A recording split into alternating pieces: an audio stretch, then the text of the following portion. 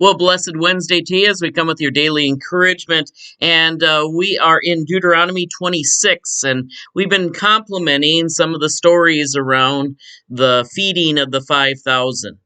And this was one of Jesus's greatest miracles. It was a miracle that is written about in all four Gospels. There is also in a few of the Gospels the feeding of the 4,000. That is also equally as important among a mixed congregation.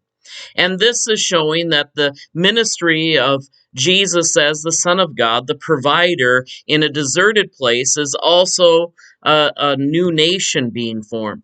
A nation that isn't necessarily bound to land per se or a specific land. It was the God of the providing of all fruits, of all lands. And so that way, the nation of Israel could be equally the people of God along with the United States or Germany or another country, maybe even China.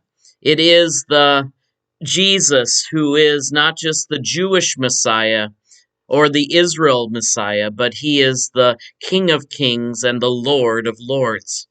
But we still have the example of Israel and the promises to Israel that God imparts. And so we learn from books like Deuteronomy about how to trust in the Lord and not in the circumstances around what the Lord has given. And so in Deuteronomy 26, we hear the words of Moses telling the people of Israel and to us, when you enter into a time of prosperity, do not forget those desert times where you had to rely on the miracle of feeding, the miracle that comes from God Almighty by His Word.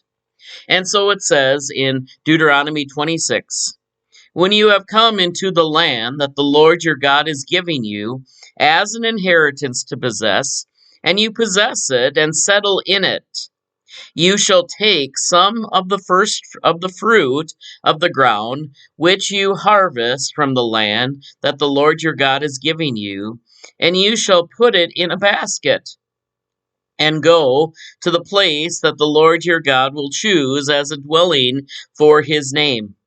And you shall go to the priest who is in the office at that time and say to him, today I declare to the Lord your God that I have come into the land that the Lord swore to our ancestors to give us. And when the priest takes the basket from your hand and sets it down before the altar of the Lord your God, you shall make this response before the Lord your God. A wandering Aramean was my ancestor. He went down into Egypt and lived there as an alien, few in number. And there he became a great nation, mighty and populous. When the Egyptians treated us harshly and afflicted us by imprisoning hard labor on us, we cried out to the Lord our God of our ancestors. The Lord heard our voice and saw our afflictions and our toil and our oppression.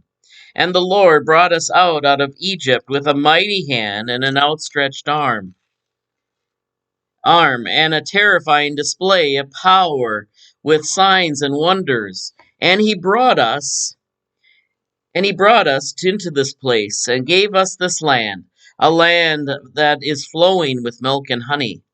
So now I bring the first fruit of the ground that you, O Lord, have given me. You shall set it down before the Lord your God and bow down before the Lord your God.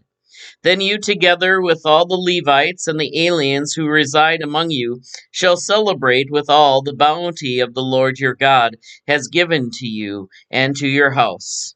And when you have finished paying all the tithe of your produce, in the third year, which is the year of the tithe, giving it to the Levites, the aliens, the orphans, the widows, so that they may eat their fill within your towns. Then you shall say before the Lord your God, I have removed the sacred portion from the house, and I have given it to the Levites, the resident aliens, the orphans, the widows, and with your entire commandment that you have commanded me. And I have neither transgressed nor forgotten any of your commandments. I have not eaten of it while I was unclean, and I have not offered any of it to the dead. I have obeyed the Lord my God, doing just as you commanded me.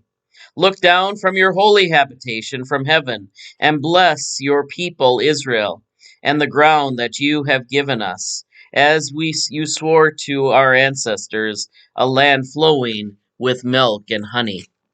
It is a long reading, but an important one. There are two things. Yes, the land is given as a gift. But do you notice that the farmer of that land is not to totally identify themselves with the land? That is so important to think about. I have many in my congregation who are farmers, and they have land that they have possessed, some for many generations. And it is a sacred bond, if not with all of them, of some sort. I mean, it differs depending on personality, style, and piety, but there is an identification with the land. Even people who grew up on that land and live in cities, they come back to that land and identify with it. But, and this is the but that is behind all this, it can become idolatry if we hold on to it and not view it as a gift from God. Notice how the prayer begins, and we don't need to go into what a wandering Aramean is, but we need to identify with the wandering Aramean. Because the wandering Aramean is a person who is no land, who is independent of the land, and has almost come upon the land by the blessing or luck of having a time to possess it. And so the view is that it all belongs to God. We are wanderers upon it. If we are the people in the crowd being fed by Jesus as he feeds the 5,000 or the 4,000, we don't own the land. We don't want to own the land. It's a desert. But the provider is the one who provides us with the food. And so the lesson is that we don't own anything. We are stewards of it, including our very bodies and our soul. It belongs to the Lord who created it. And so our obligation, and this is something that as Christians, at least in our congregation, do, is we present a portion of our bounty, a portion of the benefit, not necessarily to the church or even to the pastor, although I benefit and the church benefits from that. It is a bond between you and the Lord. And it is to the Lord that I, as a pastor, or in this case, a priest, I function as both, present it to the Lord. Either the acolyte or myself, depending on which congregation you attend, presents it to the Lord because it is the Lord's portion. One of the interesting programs I had been a part of was a thing called Ask, Thank, Tell. And part of it was a stewardship program, and it was basically teaching people how to give. And there are always techniques about it, but one of the things I appreciated about Ask, Thank, Tell is that what we are providing as church is a means by which you and I as believers can present our gift to the Lord.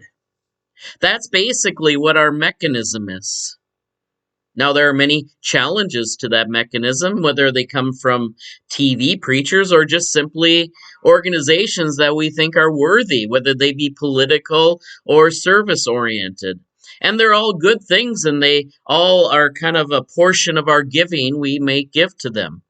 But there's one obligation that the church specifically is here to do, and that is to give your portion, your gift, to the Lord, and so that the Lord may use it. We are called not to be owners but stewards, and to be givers to the Lord and to the Lord alone. God bless you today. We trust that these continue to be words of encouragement. Take care. We'll see you tomorrow.